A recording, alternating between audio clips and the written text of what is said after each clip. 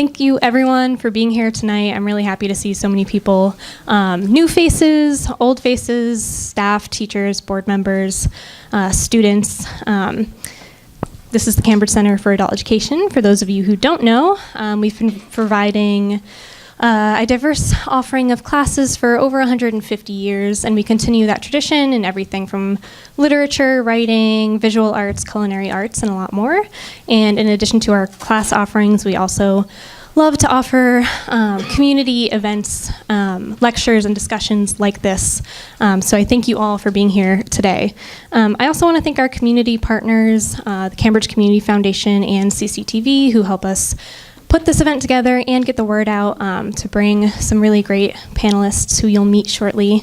Today we'll be discussing the topic of immigration to the extent that time allows, and with some wonderful panelists with the help of our moderator, Madeline Joy Cronin, who has studied immigration law since 1994, concentrating in family, business, and deportation. And we're really thankful to have her here to guide our conversation tonight, which will largely include discussion of policies and public attitudes that affect immigrants and refugees in the United States today. I just want to give a few more short notes before we begin and before I pass the mic over to Madeline. Shortly after tonight, you will receive an evaluation that I ask you to fill out just to give your feedback on your experiences here tonight so that we can continue to expand and improve this series. To stay up to date on the next upcoming conversations, you can go to ccae.org/conversations. The next one will be in March on the topic of inequality and wealth redistribution. You're also welcome to stay after, continue the conversation with continued reception in the kitchen. Many of you enjoyed that beforehand as well. Please do stay if you can and wish to. And lastly, thank you to everyone who gave the suggested minimum donation or more than that tonight to make this night happen. To help us sustain and create important programs like these, because our tuition only covers 20% of our operating costs. For more information on how you can continue to give to programs like these, you can see the pamphlet on your chair or find a staff member, being myself, after the conversation. So thank you again, and I really look forward to learning alongside all of you during tonight's conversation.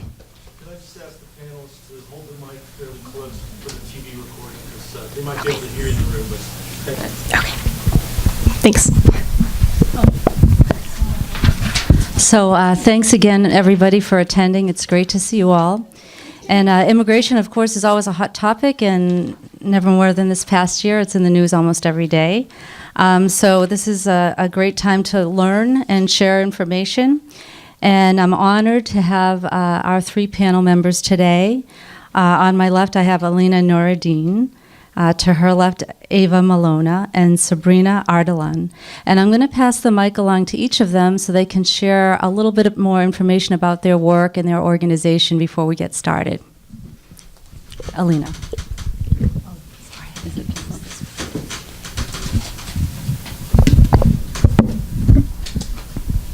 Hi, everyone.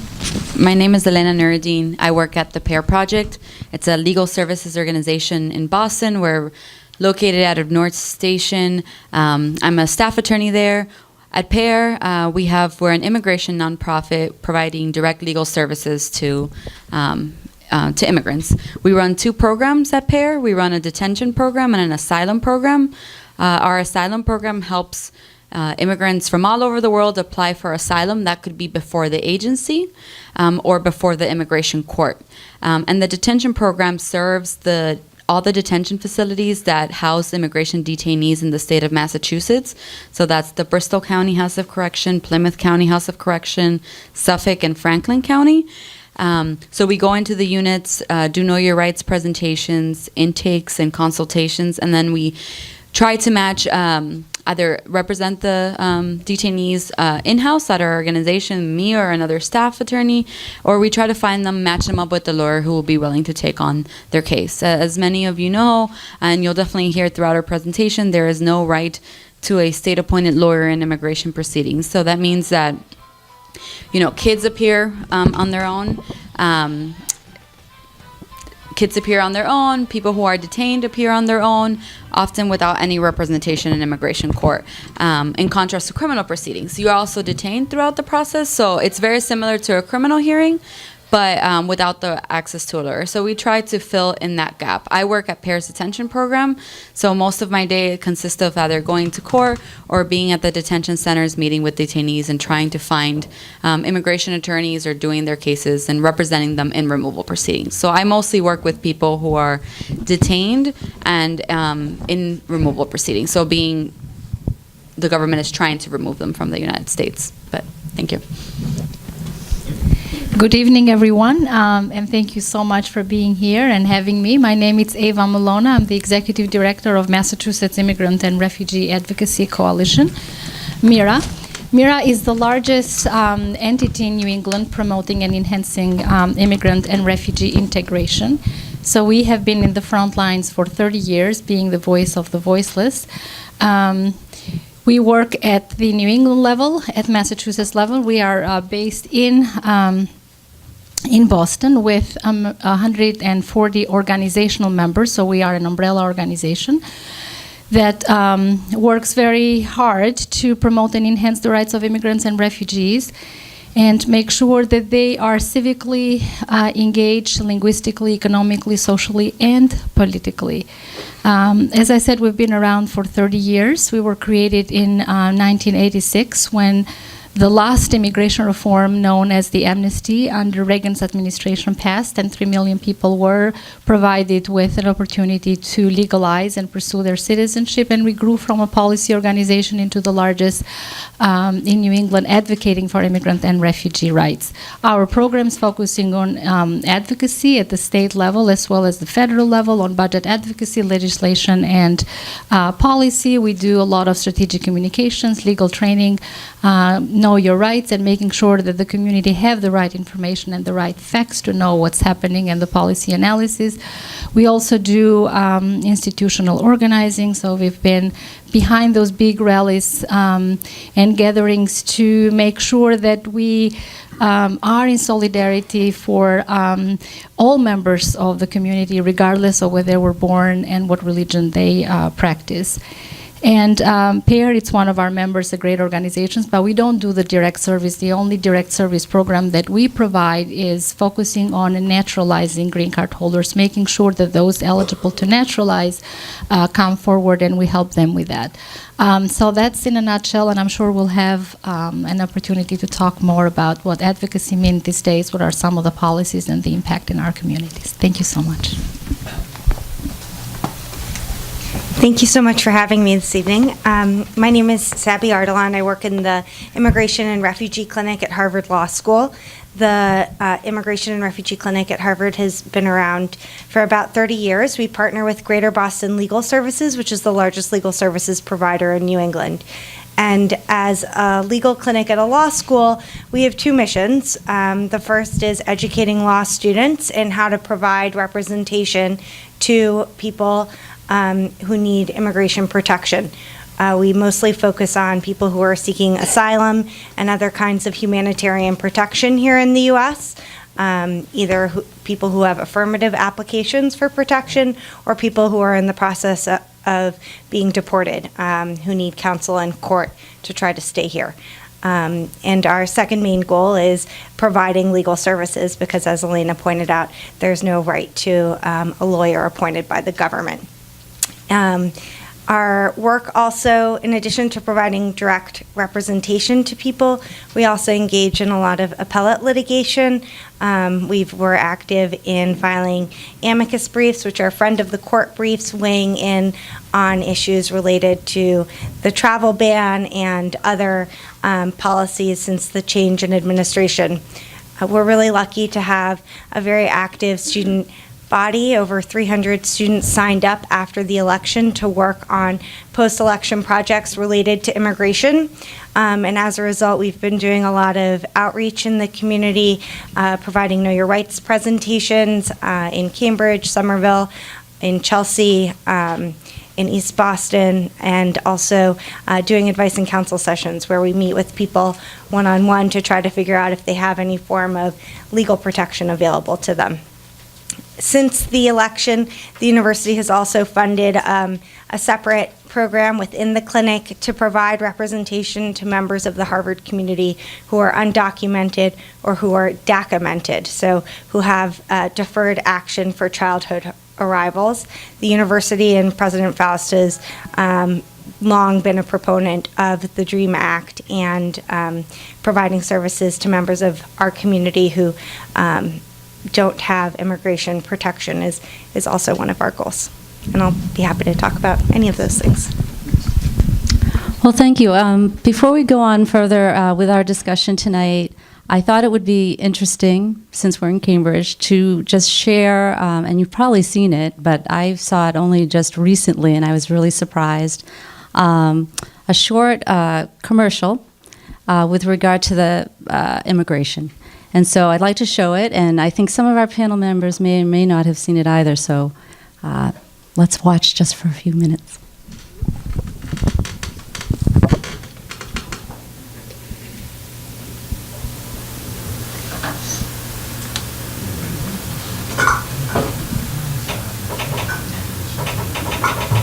Not only the spouse and kids, but the couple's parents, and the couple's siblings, and their spouses, plus the spouse's extended families. A potentially never-ending chain, all possible from just one amnesty for one person. Chain migration adds more than 250,000 people a year. Are your senators pushing for another amnesty with chain migration, paid for by Numbers USA, because numbers count? So, as I mentioned, I recently saw that mainstream. My husband's a Bruins fan, Boston Bruins, and that what came on as a commercial, and I was really surprised. And then I looked up Numbers USA, and but it brings home really this chain immigration. And how many people have heard of chain immigration?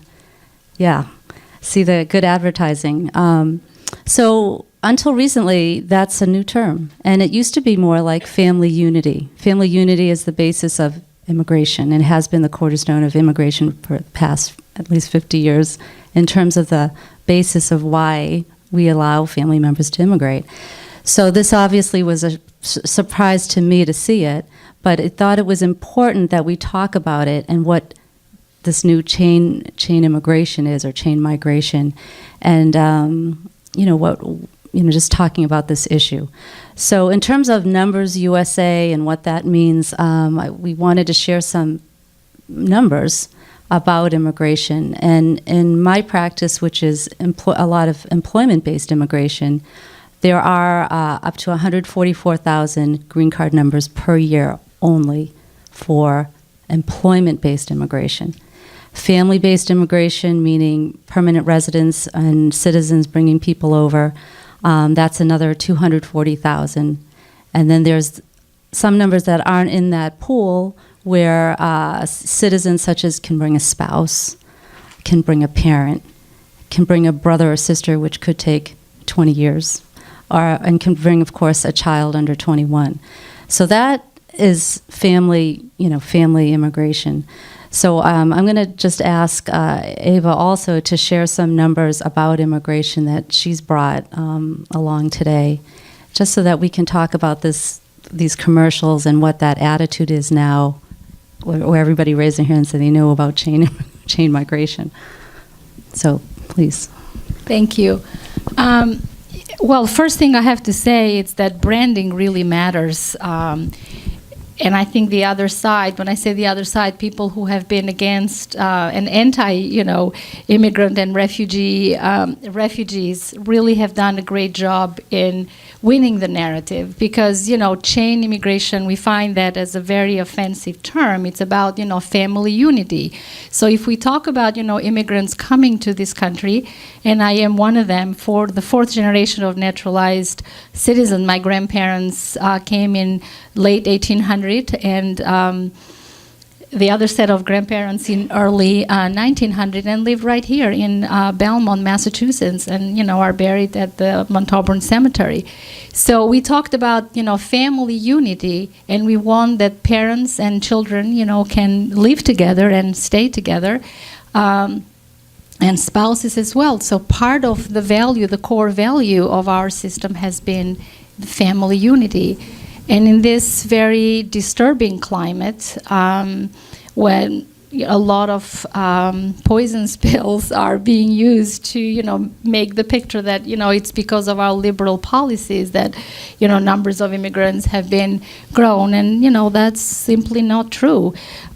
We have a history as a country, as a welcoming country, but, the mood swings have been from inclusive policies to exclusive policies. And the history has a proud tradition in welcoming refugees, but also a long history of, dealing with undesirable countries, sending refugees.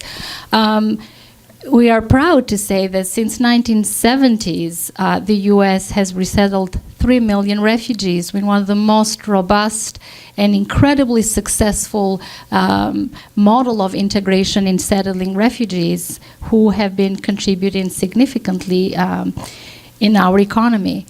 Nationwide, the number is 43 million foreign-born nationwide that make up 13.5% of the population.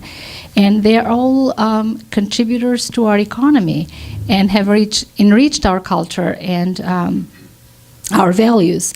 If we look at the Massachusetts picture, Massachusetts is home to 1 million foreign-born. Half of them are naturalized citizens. They're being through the process. 300,000 are eligible to naturalize, and between 170 to 175,000 are undocumented immigrants. Within that pool of undocumented, there are also people with temporary protected status, or the DACA that I'm sure you heard about and will hear more, who are also part of the 18% of the workforce in our Commonwealth. And they are part of $27 billion contributors to spending power in our Commonwealth. Immigrants and refugee households earn $37 billion a year and pay $6.5 billion in federal taxes and $3 billion in local and state taxes. They are also entrepreneurs and job creators. 65,000 entrepreneurs in Massachusetts, or 21% of the total, are foreign-born. And 58% of Massachusetts Fortune 500 businesses were founded by immigrants and their parents. So, when we talk about numbers matter, but the branding and how do we talk about immigrants being part of our fabric, part of our history, it's completely different.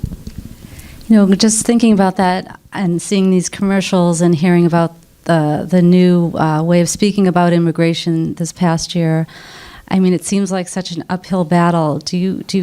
What do panel members think about how we can change the branding? Is it possible for? Well, first thing is that facts matter, words matter, branding matters, and we need to engage as a community in a real campaign of educating members of the community. There was an article either today or the other day about a small community in Washington state when most of the community voted for President Trump. And after, a year of executive orders and, a vision without immigrants and without refugees and without Latinos and without brown people, the community really felt the pain that people that, are talked about as being the other side or those who are invading are the very members of the community. And there is a whole discussion about what's going on, and we never thought that people who are members of their community, those who are taking care of our parents and who are taking care of our children, are now people who will be losing status or being deported. So, it's a lack of education, misunderstanding for the most part, and it's a lot of pain, among those who really are going through a hard time and having a hard time raising their children and making their needs met. So I think the education is key, but it's going to take a lot of work because the rhetoric that happened during the presidential campaign and what's happening currently really has contaminating the whole environment, that it's okay to talk about immigrants as unwanted and undesirable and only those with skills and those with merits are the ones to be welcomed. And our system is such that has room for everyone, from the low skilled to mid skills to high skilled immigrants, and they are all contributors and they are all part of our community. Businesses really rely on the immigrant workforce, and when we are hearing about, the ending of TPS for Haitian and El Salvadorians, or for the DACA recipients, or restrictions in the H-1B visas and other business-oriented programs, business and Chamber of Commerce and others are in the front lines of working with us and the advocacy community that, things need to be reformed and looked at. But, it's not about the branding, and it's not about formulating this marketing of immigrants, but looking into a real reform that has to meet the needs of the business, the needs of our economy. It's pro-family and it's pro-national security, but it's going to take a lot of work and a lot of education and a lot of engagement of each and everyone to make sure that whatever is good for our country, it's the branding and it's what we refer to and not just the slogans. Just add something. I think something we've done really great that has come out of all this negative rhetoric after the election has been personalizing the stories of the clients that we serve and the people that we work with, and our neighbors, our friends. I think it's always different when you put a face to the statistic. I work with a lot of people who are often shocked by the stories that I say about people who are detained or immigrants, and they really rally around this one person. And I tell them, this is one of hundreds in Massachusetts who are detained in the same conditions. And I think it always is really impactful on people to see that, this could be their neighbor, this could be their friend. But I also think that following the negative rhetoric around the election, a lot of people are more afraid to come forward and really tell their story. So while I think that that's so valuable, I also think it's becoming much more difficult. As Sabi mentioned, the Know Your Rights that we've all been doing post-elections has been really important, educating the community, letting people know that they have support from their neighbors, from their friends, from their family, from legal services, because I think it's going to become more important than ever for people to share their stories, so that it's not just another statistic on some commercial, but it's someone who suffered a lot of harm in their life or has a family here, would be separated from their children. The challenge with that is, though, no one wants to be put in the spotlight when the risk is being deported. You make immigration not look great, you could become a target. So I definitely think personalizing the narrative is really important. There was also this commercial about this town that someone voted a certain way in the election and their husband was deported, and it wasn't until their husband was deported that they thought that there was a problem with all the policies that were being said, because it didn't hit close to home. And I think that personalizing that is really important.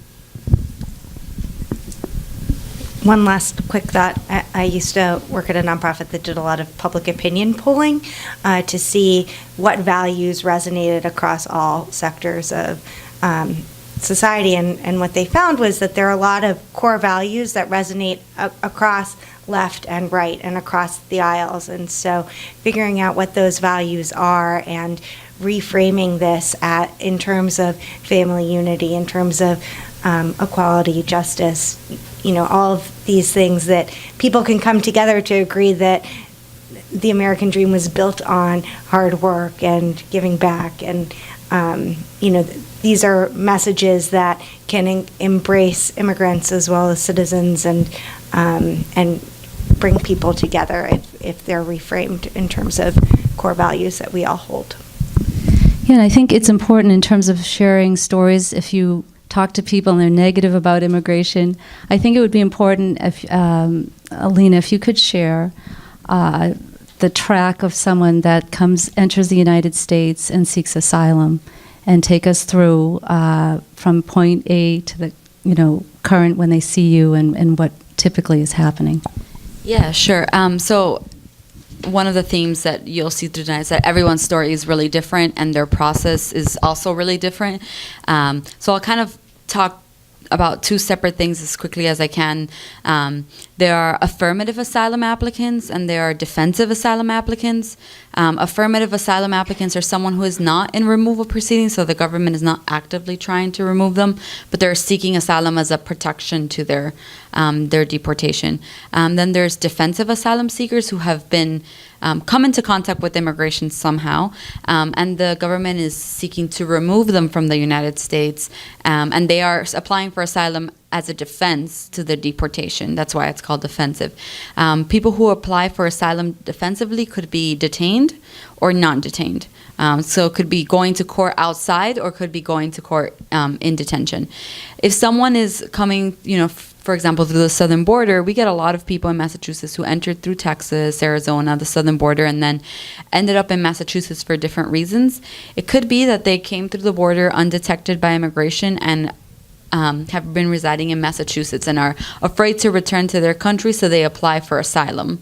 But it often is the case that they entered through the southern border or through a border, even potentially at an airport too, and they were caught by immigration. Sometimes immigration releases you and tells you have to come back to these court hearings or you will be ordered deported in your absence. Sometimes they detain you throughout the process. The process of a detained person looks very different from the process of a non-detained person. Both are pretty horrible.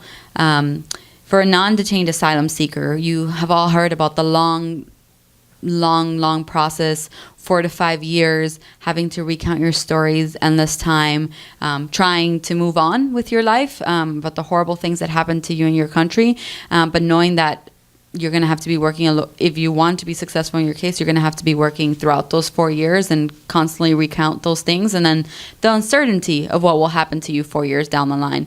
Many people who are in removal proceedings don't get the ability to work while their asylum application is pending because of like a technicality with the asylum clock. That means that there are 4 or 5 years without authorization to work in the United States. Their life is in limbo. They're often separated from their families and don't know if they will be reunified again. For a detained asylum seeker, this also varies by state. In Massachusetts, the detained docket moves very fast, so we have kind of the opposite problem, that it is often not nearly enough time to prepare a case properly for court. It is often not enough time to find a pro bono attorney to represent that person in court. And that's mostly my job. PAIR runs largely a pro bono program. We're the largest pro bono program for asylum seekers, which means we get attorneys who volunteer their time and match them up with the clients. And I often don't have time to do that on detained cases because by the time I take on a case, the case is moving forward and I don't even have time to find the pro bono attorney. It is very hard to be detained for the obvious reasons, but you can't get in contact with family. You don't have access to your evidence. You get moved around whenever ICE wants to move you around. You lose access to your property. You barely have contact with the ICE outside world, and people don't go see you in detention. It's very hard to find a lawyer outside of detention. It's incredibly more difficult to do so when you're detained and can be doing the advocacy on your behalf. And an asylum seeker is often someone who has no one to turn to, who has suffered horrible harm and is kind of here on their own trying to find safety. The process itself is very difficult. Asylum is a very difficult form of relief to obtain. It requires working with the client for a very, very long time, and the client to be able to recount horrible things that happen to them that they're constantly trying to put aside. And often judges and trial attorneys expect evidence that just isn't there. What do you want the letter from your persecutor saying I beat you for such and such reasons? Like we're never going to obtain that. And it has become more and more difficult over time to prove asylum cases. And the process is very difficult for immigrants. And if you are detained in immigration proceedings and you get ordered deported, you're in immigration's custody. They will effectuate your removal pretty fast. So it's a very strenuous process no matter what side of the spectrum you're on. And I definitely feel like it's stacked against the clients we serve. Do you just one more question on that. Do you know statistically what the percentage of approval rate is for asylum? 10%, right? It depends. So what I was going to add is there are vastly different approval rates if you have a lawyer or if you don't have a lawyer. So if you're detained and don't have representation, the approval rates for immigration cases can be as low as around 3%. If you're not detained and do have a lawyer, approval rates can be as high as around 80%.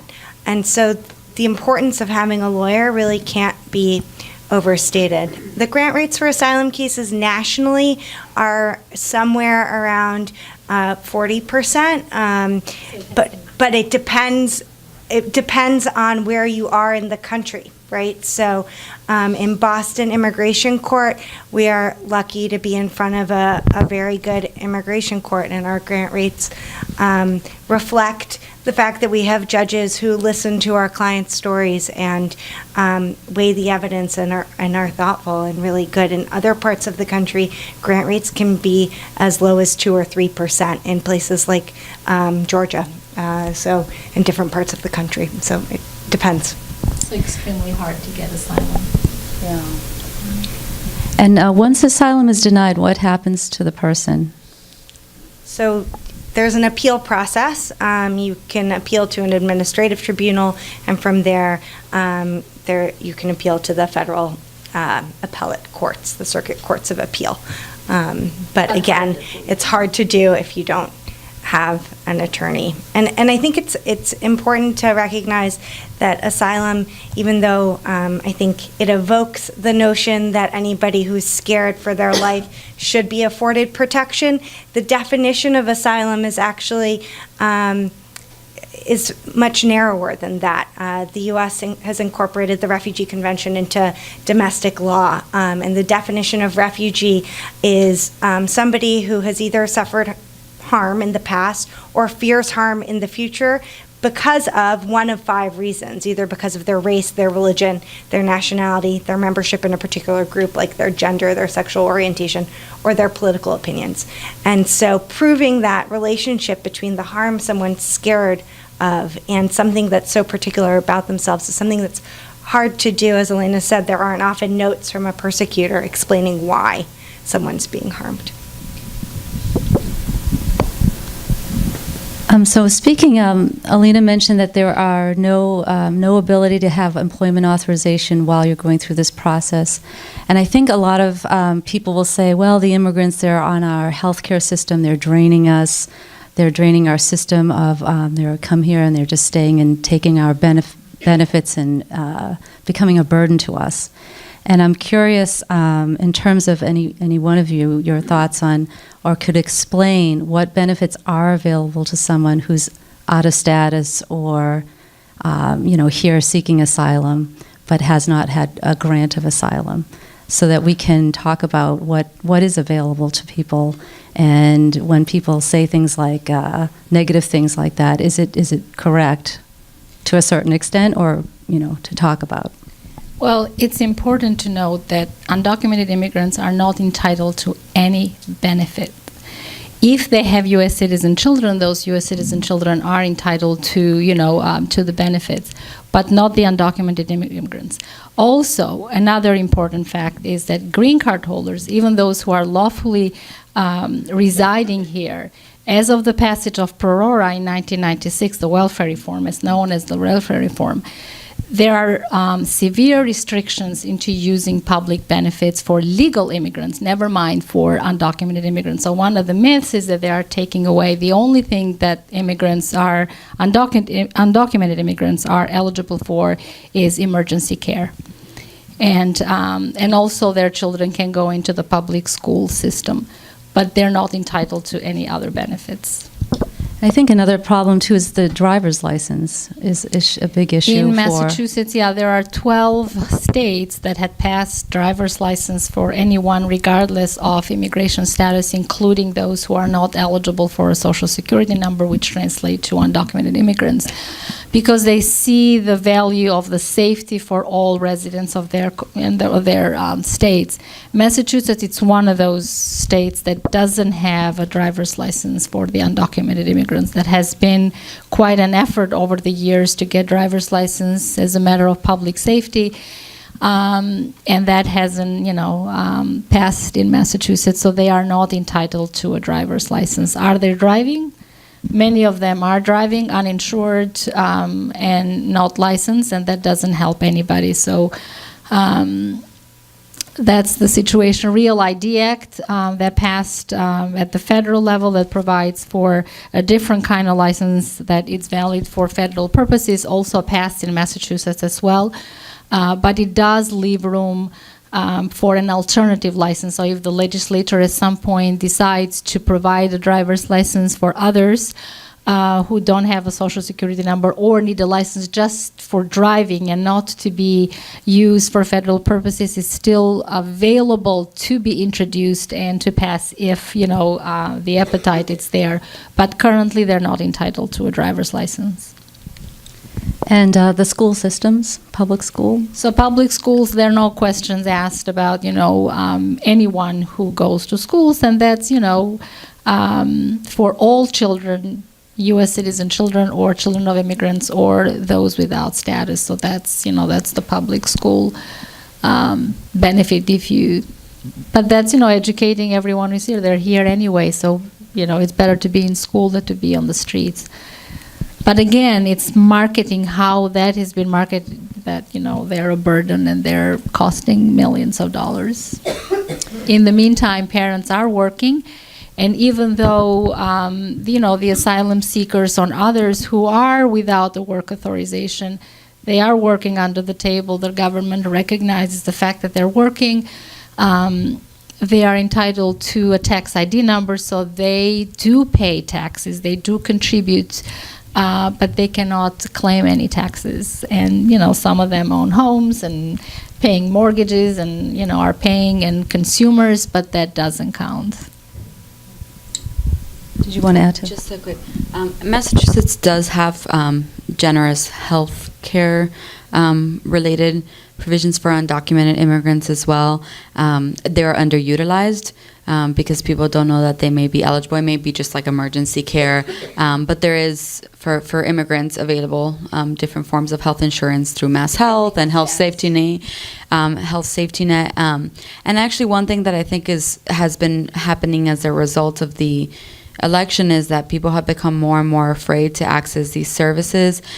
We work with so many providers, we all do, who come to us and tell us that people have stopped going to the clinics, have pulled out, have been asked to be removed from food pantries that they, from databases of food pantries, from services that they receive through, you know, Community Cambridge Health Alliance, BMC, all these great organizations that are working. So I think that there is, it's, you know, it's great to put the word out there and educate the community, so that obviously it's a very fearful time for everyone, but it's important so that immigrants don't feel like they have to retreat even more, because that doesn't benefit them or the community at large. And because of the fears of deportation and the whole rhetoric about immigrants and they using benefits, mothers of U.S. citizen children are not, you know, sending their children to their physicians, and family members are not attending to their health because of the fear of other family members who maybe, you know, their status may be disclosed. So this is an issue for the community as a whole, because, you know, there are mixed status household families, people having different immigration statuses, and those who are entitled to insurance and all of that, and people who need to take care of their health are not going to. And, you know, there have been articles and stories that I'm sure you're aware of, you know, a mother that never took her child to the emergency room and she lost her son because she was afraid that something might have happened to the father of her child who was undocumented. So these stories are real and are happening every day, and our members in healthcare and others are really very concerned about families and the healthcare for, you know, members of our community. So in terms of switching gears a little bit, you mentioned about DACA and the students that are in the colleges and TPS. And recently in the news, and still controversy about, I'm going to say because it's now in the media, the shithole countries. I'm wondering, in terms of litigation, the words that President Trump stated about Muslims all during his campaign, and I'm wondering thoughts on whether that recent statement, if it can be proven, would result in any change in TPS, because it was I'm curious, any thoughts on litigation or your current litigation now with regard to... I think efforts are underway to litigate the issue. I just received an email today from a lawyer in Florida who's been doing work on behalf of Haitians his entire career. He wrote the book on immigration law.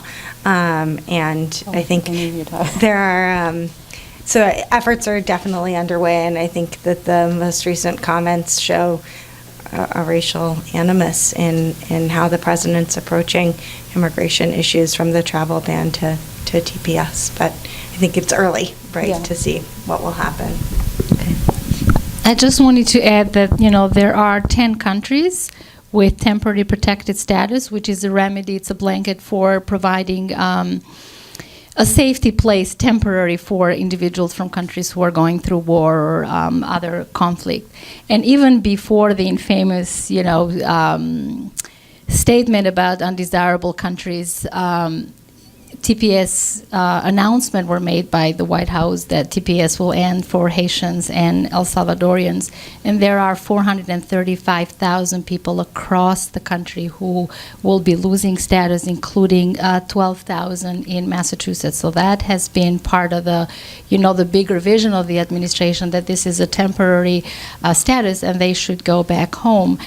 The fact of the matter is that, our immigration system has been dysfunctional and outdated for a very long time, and there were Band-Aid solutions to respond to needs and to laws. And for instance, El Salvadorians, yes, there is a temporary status, but they have been holders of that status for 20 years.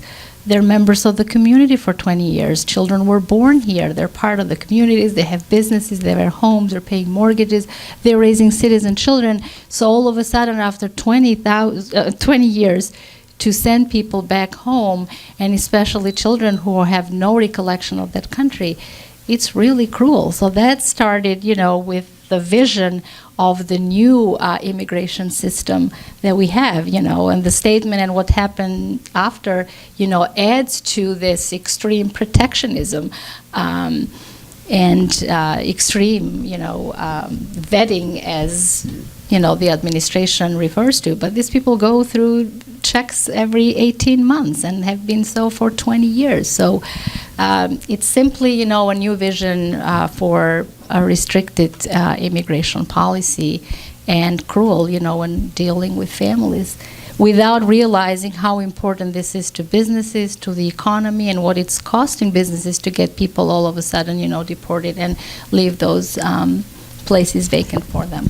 Because people on TPS have had work authorization all the time that they're granted TPS. Yes, that was, that's what the status protected. So just putting people,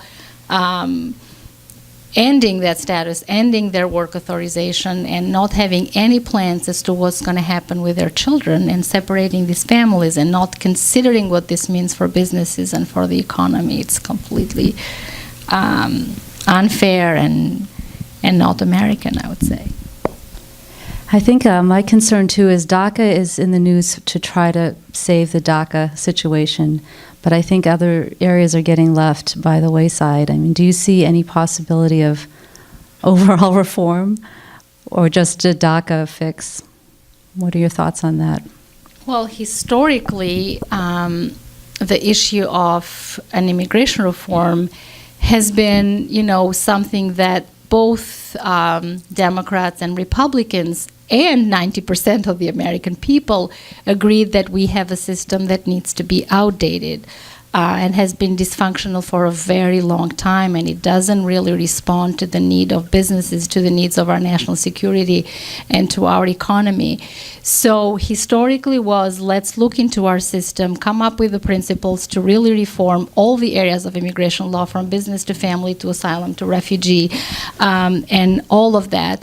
And has been attempts we've seen over the last decade to really pass something that is in the interest of the American people, reflects our values, but also reflects the needs of our businesses.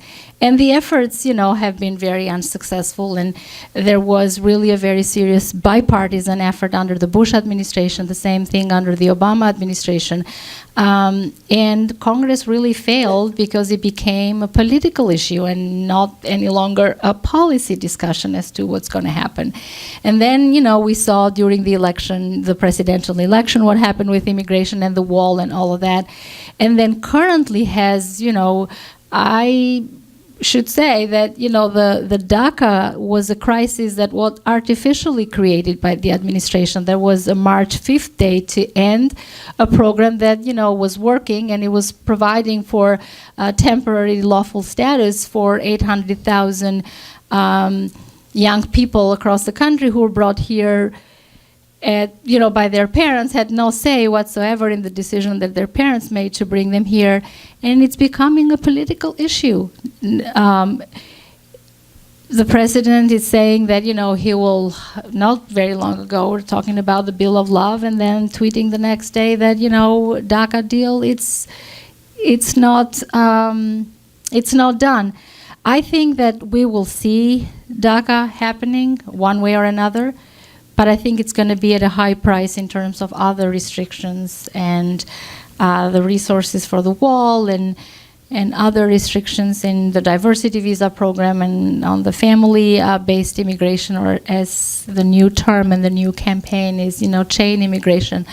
But I think it's a matter of when. It's not a matter of if, and it's a matter of what kind of a reform we will see. DACA is part of the conversation to be included in the continuing resolution bill, which Congress has till tomorrow night to decide, and they're scrambling to pass something, not to shut down the government. The advocates are pushing hard on both sides, and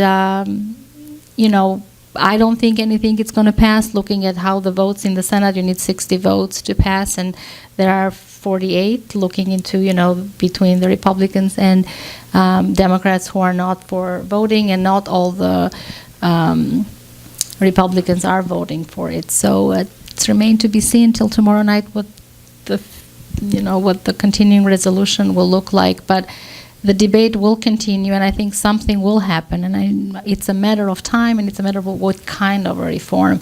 But both parties do agree that the system needs to be updated, and it's becoming more and more a political issue and not a policy issue. And that's the biggest problem. And I think it's important for all of us to keep making our voices heard on these issues as there's space and debate around what kind of reform that Congress could pass, should pass. And so representatives want to hear from their constituents, and I think now is the time to make sure that people who are affected by TPS or other people who aren't necessarily at the forefront of the discussion are provided with protection and aren't forgotten.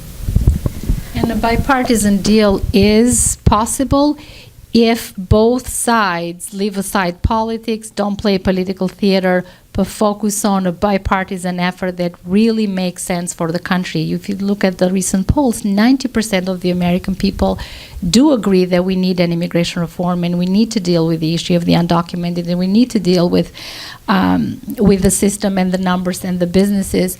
And now it's a time for both parties to come together and come up with the right thing and leave aside politics and focus on the matter of, what's the best immigration reform that we can pass for the betterment of our country. Speaking of the undocumented, the typical number I always hear is 11 million people are undocumented in the United States. And I think if panel members can speak to, well, what does that 11 million number mean? Of course, it's made up of people coming over the border and people that come in legally as well.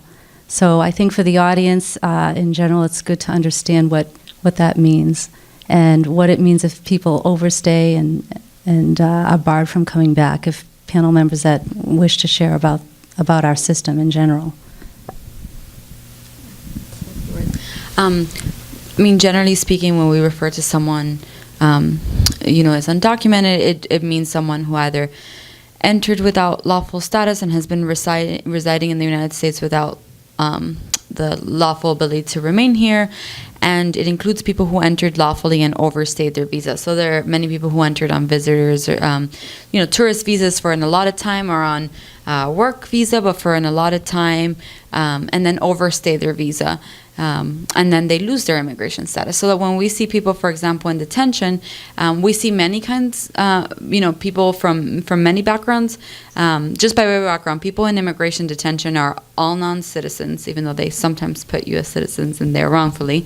But they are supposed to be non-citizens who are without lawful status or in violation of their status. So they have, according to immigrations, falling outside of their lawful status. So it could be someone who never had immigration documents at all. It could be someone who had some sort of temporary status and either overstayed that status, like a visa, like a visitor's visa, or it could be a lawful permanent resident, or some other a person who has some other form of lawful status but had some sort of either problem with their status or problems with law enforcement, even very minor, that is now causing them to lose their status. We talk about people in immigration detention. They are not all undocumented people. They're often people with immigration status, lawful permanent residents, green card holders, who have had minor problems with law enforcement and their green card is being removed. So those are typically what we see in detention. And people who are undocumented in the United States could have entered a variety of ways and had at one point none or very different statuses. Asylum seekers can lose their asylum status. It is a permanent form of status, but certain problems with law enforcement can make you lose your immigration status. So really nothing is permanent until you're a U.S. citizen. You can lose your immigration status, even if it's not temporary. And I think it's helpful to understand that I think there's this notion that people who are here should be able to get in some sort of line in order to acquire status. And unfortunately, our system isn't structured in that way. There often is no line in which people can enter, right? So as our moderator was explaining at the beginning, there are certain allocations of green cards for people through family and through employment, and those are really limited. And those relationships and the qualifications you need to either get your green card through a family member or through employment are often really hard to meet, and they're capped, so they're restricted in numbers. And so I think that 11 million encompasses many people who I think one might think should have a pathway to acquiring documentation because they've been here for so long and have been parts of our communities, but there just isn't necessarily a way. Right, and if someone overstays their visa, for example, for 6 months and they leave, they can't come back for 3 years. If they overstay for a year, they can't come back for 10.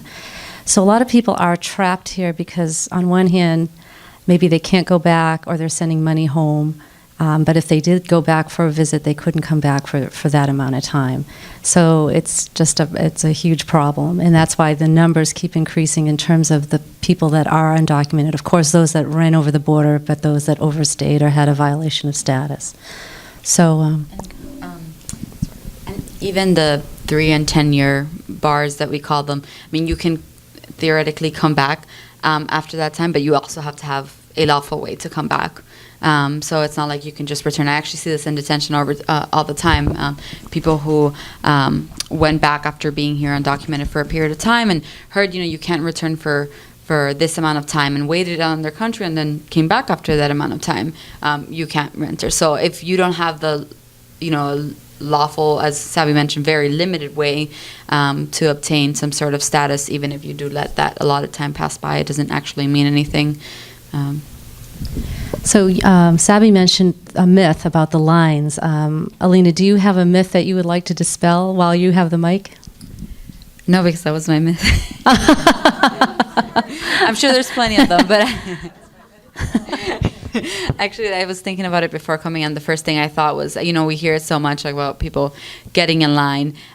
There is no, and just to talk a bit more about this, because I think that it's definitely something that those of us who work in immigration and community members feel it's always like a shocking to hear that, to hear people say that, because the reality of it is that if you are an undocumented person in the community who's never had any problems with law enforcement, have been here for 25 years, never had any problems, worked, provided for your family, there is really no pathway to anything.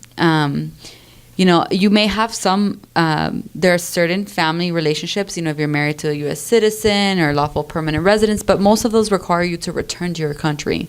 And then you face the bars if you return to your country. So there is, for the undocumented, the very large number of undocumented people that we have in this country, there is no way for them to, most of the time, to legalize their status, to become, to come out of the shadows. That's why these programs that the administration is trying to tear down are so important, because these are people who would like nothing more than to, get in a line if they could. So, yeah. Do you have anything you'd like to share? Well, we do a lot of advocacy at the state level and national level, right? So we're at the State House all the time pushing for policies and pushing for legislation, and one of the things that we hear all the time is, so why don't they get a green card? Why they just can't be in line? So it's the same, myth of it's on them to do something. But, the system, it is what it is, and the options are very limited. But the fact is that people are eager to get whatever path possible to legalize their status and to be authorized to work and go home without the fear of being deported the next day. So, it's even among members of the legislature who, most of them are lawyers, immigration still remains an area that has a lot of confusion and a lot of misunderstanding. And I think in terms of the myths, and I think an important one to talk about is sanctuary city and the sanctuary movement, and actually what does that mean if a city is declared a sanctuary city, and there's Safe City Act. So if any panel members could speak to that. I'll start and then I'll pass it. So let me first say that, just the word sanctuary, it's a term of art. It doesn't have a legal definition as what, sanctuary means. The term came from, used by churches and faith-based in 1980s, that physically providing a safe space for individuals. And, it's a misnomer. We don't use the term, sanctuary, in immigration, because it doesn't really mean anything. And the fact is that there are about 30 cities and localities in our state who have ordinances and resolutions that really limit the collaboration between local and state police and the federal government. But that doesn't mean that ICE agents or other law enforcement have no right to go and arrest people and go after those with criminal conviction and so forth. So it depends on how you use the term.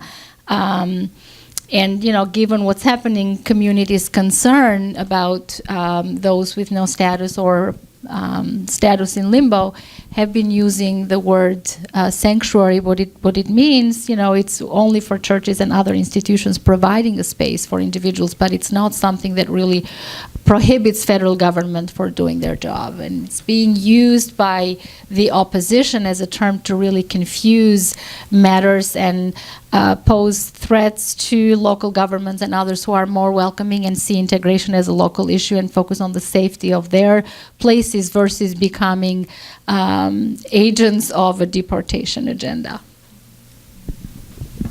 Now, as Harvard, for example, did it come down on what it would be a sanctuary place, or did it? The policies that the campus has adopted are, in effect, provide all the safeguards to ensure that there isn't information sharing or this kind of intertwining of campus and federal immigration authorities. The term, again, it doesn't have any actual meaning, but the policies that the university has put in place are very protective of immigrants on the campus. And there are resolution. Lawrence has a strong one in the western part of the state. There are very strong resolution and policies that really limit that collaboration and protects the safety of everyone, because people want, and especially law enforcement, want people to come forward and report crimes and have that community policing as an important element for the safety of the whole town and city. But it has been used as part of, the whole agenda of spreading fears and making life miserable for immigrants. And I'll just add, limiting, I think, cooperation between like federal law enforcement and local enforcement agencies is incredibly important. But we have all been seeing enforcement go up incredibly. There are ICE immigration is finding a different way. I think one of the things that's happening with the new administration is there's always something like a catastrophe or like a really big thing every other day, and you lose track of the thing that happened 2 days ago. And I'm sure I remember, the enforcement priorities, the executive orders, and the enforcement memos that came out February, and then followed by the travel ban, and the enforcement priority of the Interior memo got kind of forgotten because there was all this travel ban litigation. It's always hard to keep up, but we're seeing enforcement in the Interior in Massachusetts go up. More people are being detained, and this is not to create panic. It's the reality of the situation. This is the time, and we'll all say this, to go speak to an immigration attorney to see what other remedies may be available to people. But ICE is finding, despite the great, sanctuary movements and protective policies that progressive cities have resulted, they're finding other ways to encounter people without status or in violations of the status, like courtroom arrest or outside courthouses, people accompanying people to courthouses, and many other ways. Well, at a lot of these immigration talks that we have, it's real downer, right? It's a really tough situation. So try to end on at least on our panel discussion, on a positive note. I mean, we have a great crowd here, and we just try to, people are very interested in this topic. Do you have any suggestions on hope or positive, how people can help, maybe your organization even, great audience here, or just in general, what keeps you going in terms of these tough times, like higher detention, higher raids, that you can share? Start. It's really all about the clients that they have the most inspiring stories, and personally what keeps me going, and I'm sure that's true for most of us who do this work, is if they have all the resilience, you can have the resilience during these times. And our client stories are really, really inspiring. In terms of getting involved with PAIR, I am very bad at email, but we always look for volunteers. Our post-election, one of the things that PAIR started doing was Know Your Rights presentations to the community, and we work with lawyers throughout the states to deliver Know Your Rights presentations in any language that is requested. We'll find an attorney, we'll pair them up, we'll send someone out there to do it. As an attorney, you can definitely get involved to do these. Our community outreach coordinator, Courtney, is fantastic. She coordinates our KYRs, and this is a great way to get involved, but also to, if you have your church, your congregation, your community center that you're a part of that you think would benefit from a Know Your Rights presentations, either even to the congregation or to immigrant communities that you're aware of, I think, that is a great thing. It is very important in times like this to disseminate knowledge and let the immigrant community know that they're not alone, and, get the word out there. One of the things that has resulted from the election is that we all have more work, but we all have more support. I feel very supported, not only from my colleagues, but there have been foundations and grants, and people have really come through because now immigration is at their forefront of their. We just hope that this kind of stays. It's kind of continues. I think the greatest thing that has happened is that we are so fortunate to live in the state of Massachusetts, compared to other parts of the country when the picture is very sad. I think that, at Mira, a lot is thrown at us, as you know, and we've been in the front lines, but we've never seen anything like this, since our existence. And the level of activism has been amazing. People coming forward. We have over 600 volunteers who came and offered their in-kind services, and more supporters who are involved. One of the important pieces of legislation that we are working on, it's a comprehensive bill that's called Safe Communities Act, that I'm sure many of you have heard about, that really makes sure that there is no Muslim registry created in our Commonwealth, that there is a separation of resources, that whatever is state money for safety stays that way, and the federal government does its own job but doesn't interfere using state resources for that purposes, that there are no detainers for civil violation and so forth. And the bill had 91 sponsors at the time that the bill was introduced, only through Facebook, because our resources are limited and we didn't have time to organize. But we had over 1,000 people who came with us the day that the legislation was introduced. 300 people came to testify the day of the hearing, and the law enforcement also very involved and very engaged. So, there's a lot that we can do in terms of standing up for the rights and the values and the Constitution that we believe in as a Commonwealth. So that has been really great, and I invite all of you to stay engaged and get involved into the lobbying and the advocacy on the Safe Communities Act. And then the other thing, I would say our naturalization program, people who are going through the process, and we help about 1,000 people every year. It's amazing just seeing people when they raise the flag and when they pledge allegiance to the greatest country in the world. It's a dream, for them, and just hearing those stories keeps us going and keeps us, being supportive and being part of that great celebration of the greatest country on earth. And, every time that we get down and we get depressed about the sad situation, we cannot forget we live in the greatest country in the world, and regardless of how this period is, we have seen the mood swings over the years, and it's a phase, and it will pass, and it will make us stronger, and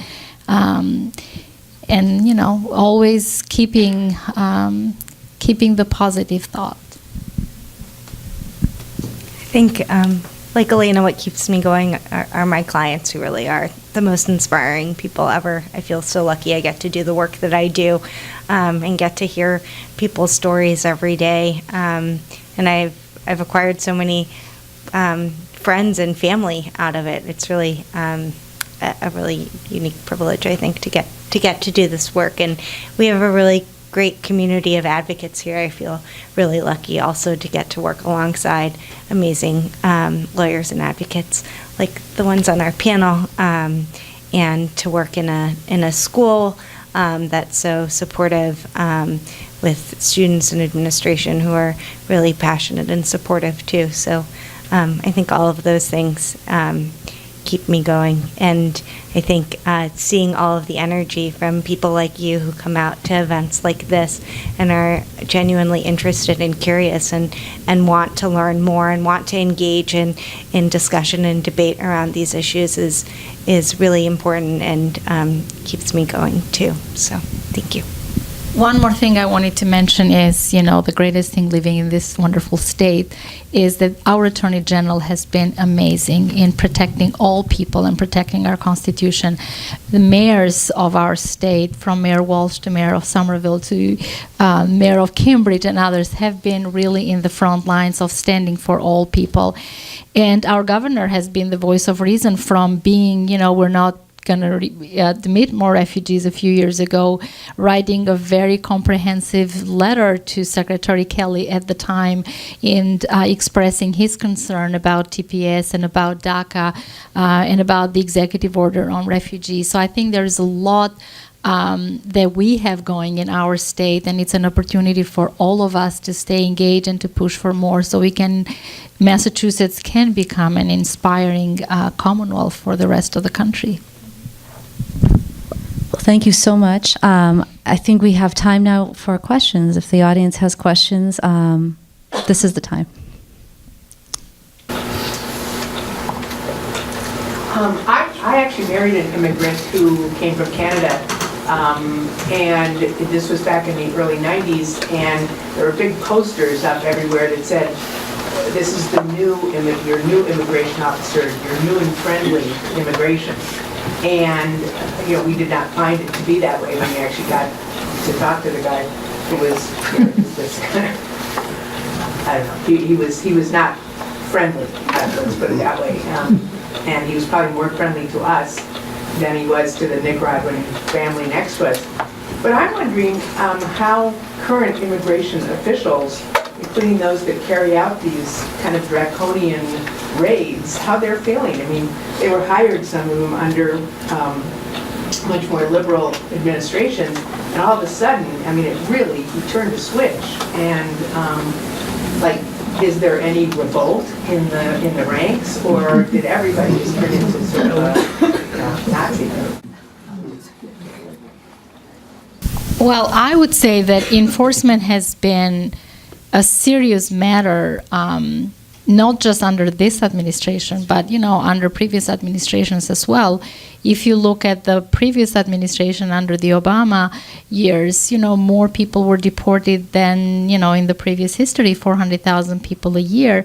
So enforcement has been a matter that has Department of Homeland Security was created, Immigration and Customs Enforcement, CBP were part of that. So, their mission is removing and deporting. So enforcement has been always a priority, but how things are being carried out and the methods of how you do it, the raids in the middle of the night or in a different way. So we have seen different way of that enforcement being carried, but we have a working relationship with USCIS and Immigration and Customs Enforcement. We meet with them on a regular basis and we appreciate the opportunity to have that policy dialogue and have, for us to address the issues. And, they have a mission, they have a job to do. We don't deal with the officers on a daily basis.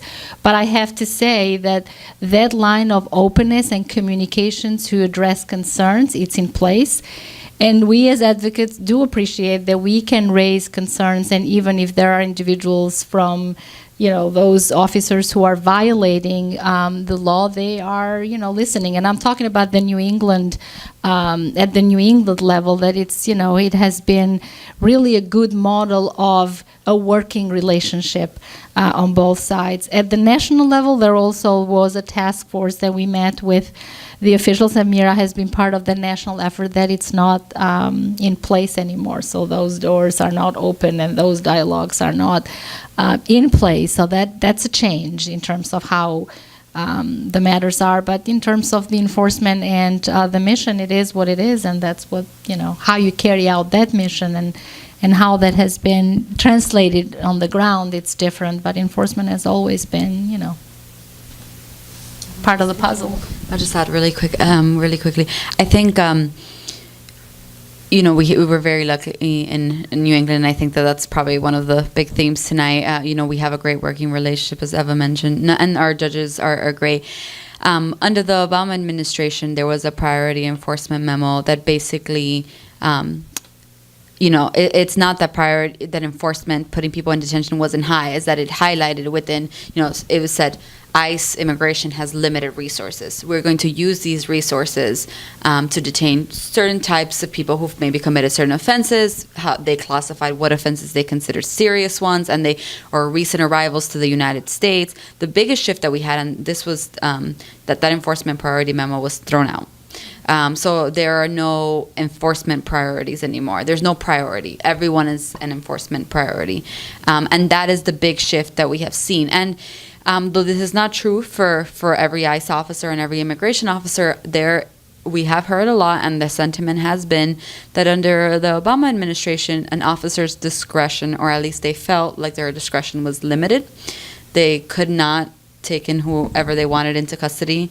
They had to follow this memo, but with the throwing away of that memo and now everyone being an enforcement priority, I don't know if, I don't think, people have necessarily changed, but it has given a lot of people the thought that, now they can exercise their discretion as they wish. And I do feel like there is some feeling that previously they were maybe restrained by that enforcement priority memo, and now they can exercise their discretion differently. And that has been a huge shift in enforcement priorities. There's no priority. There is a zero tolerance for everyone who is technically. Did you have a question? Yes, what if this TPS is ending, what about future immigration on the basis of emergencies, disasters, political strife? I mean, we haven't heard a lot recently about the Mediterranean area, but yet presumably now the Rohingya and Burma. How are people supposed to, or are they never be allowed sanctuary in the country? I also worry about the privatization, which I was glad to hear you say Bristol County has some corrections as opposed to I forget the name of it, the big corporation for private prisons, but presumably in other parts of the country that is growing. So in terms of the TPS, it's in the law, and the Secretary of DHS and the Attorney General and the President do have the power to designate a country or country TPS. That's still part of the law. If there will be an immigration reform of some sort, that remains to be seen in terms of how TPS will be, maybe more restrictions. I mean, technically, TPS, it's valid for 6 months to 12 months to 18 months, but in the cases of El Salvador and others, the government does have the authority to extend and to reauthorize. So the fact that the current the list of 10 countries, and we heard Nicaraguans and Haitians and TPS, will end in 18 months.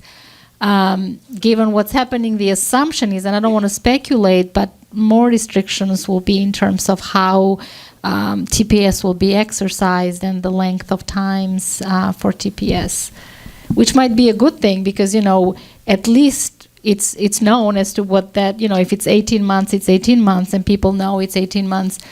But, in case of El Salvadorians, 20 years of providing because of the situation there being one of the most dangerous countries in the world, people are in a limbo.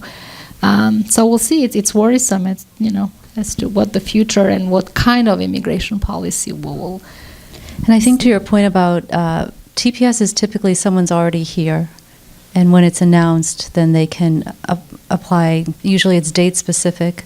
So the earthquake, if you were here on that date or before, then you were qualified. So someone abroad, that's more the refugee situation, which we really didn't talk much about your work with refugees. We talked about asylum. I don't know if you want to touch a bit on how that would work if someone's trying to seek refugee status from these terribly troubled areas.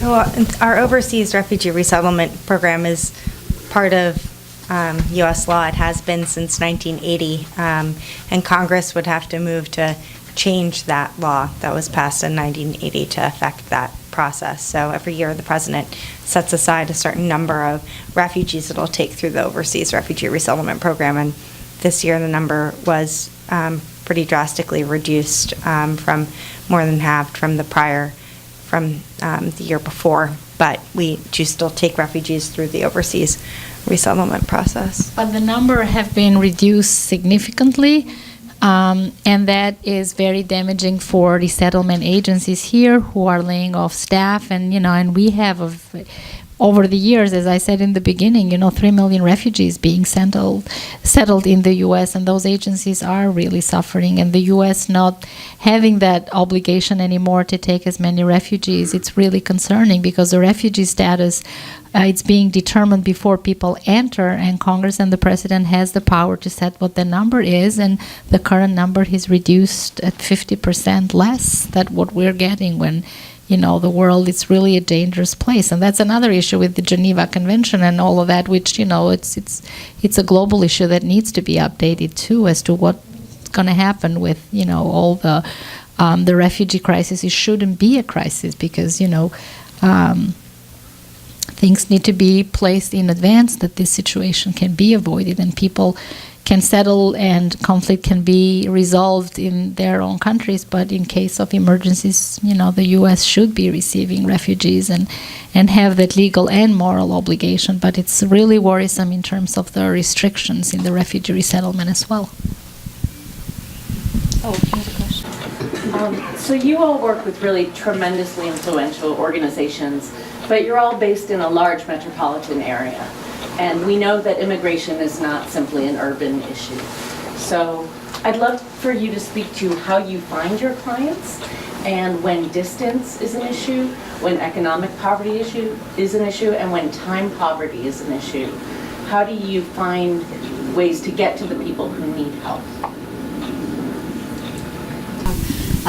At least through the detention program, which is where I work, the part of PARE that I work, we find our clients in detention. So we go to Bristol, Plymouth, Suffolk, and Franklin now. We just started going to Franklin actually recently because they didn't have. So our clients, those are the facilities where immigration detainees are held in the state of Massachusetts. So there are no private private prisons in Massachusetts. Immigration detainees are held in local county jails where ICE rents bed space from the local county jails, and there's like immigration units, and those major facilities have them. So we go in twice, every 2 weeks to Suffolk, every month to Bristol and Plymouth, and we make and we do Know Your Rights and intake. So we meet with everyone who wants to meet with us, and we do an intake, and that's how we get our clients. We also have negotiated access with ICE. This is why the communication is so important, which means that not only can we go into the actual units, the detainees can call us for free from the units, which is a huge deal in detention because people often can't find attorneys because they have no money to call anyone. So they can call PARE for free anytime. There are instructions. Often it's just the difficulty of getting the information to them of how to even call us. But we get our clients either through our intake sessions in detention or through phone calls. All our staff takes calls from detainees between 1 and 3 p.m. every day, and we all take, independent calls to our lines other times. But it's a real issue. Even just, it is, and it's going to your point, it is often family members from the outside who even reach out to us about detainees. So people who are alone in the United States or their family members are afraid to call or don't have the resources or, work crazy shifts that they only have, free at very, very difficult hours. If they don't have someone on the outside doing the advocacy for them, even with us that we're going into the unit normally, it is difficult because if I miss a call from a detainee, I can't call them back. I get so many voicemails, and I wish I could call them back, but I can't call any of them back. So it has to be either the next time I go, I'll make a trip down there, or the best way is through family. But if someone doesn't have that advocacy on the outside, it could be really difficult. We don't have geographical restrictions, so we can serve, outside the state of Massachusetts. We are limited for now to represent individuals in the state of Massachusetts. And our clients really come from everywhere because if they are in detention, they will be in one of those 4 centers.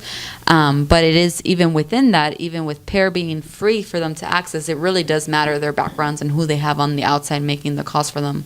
For our detention program, we try to serve people everywhere, but it really is like once you have a client somewhere that really gets the word out there for PARE. Most of our lawyers are Boston-based, or this area. So even if pairing a lawyer with a client really far out, our lawyers are great, our pro bonos are great, and they'll often travel to the client, meet somewhere, in the middle. But that is a challenge that we face often. I mean, we don't have a geographical restriction per se, but it is challenging for clients to even come. I mean, before we take on an asylum case, we have to do a full screening.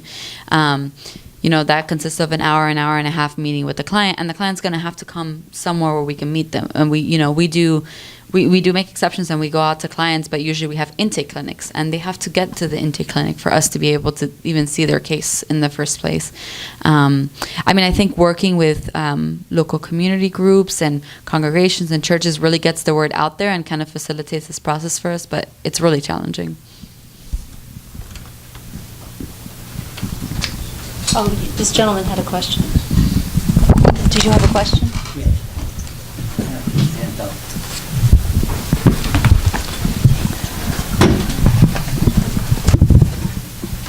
It's hard for me sometimes to relate to political issues of a different kind that might not be apparent to me at first.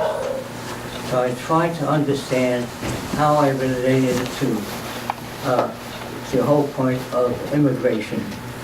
And I made it this kind of, it's called a little mantra. And I need one or two people to help me with it. Anyone here just to read with me something very short, very, very short. Skip.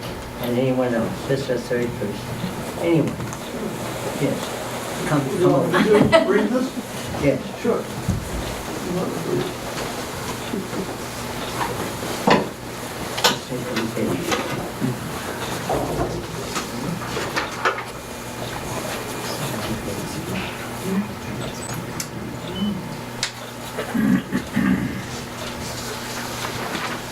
And you face the audience. This is a performance, but it's a performance from the heart. It's not just performance for the sake of performance. It starts like this. We are one together. We are one. No one is no one. Together. No one is no one. We are one. Everyone is everyone. Everyone. We are one. Let's do it once more, okay? Well, I think we're running out of time.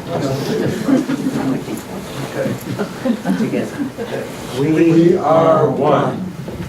No one is no one. We are one. Everyone is everyone. We are one. That's it.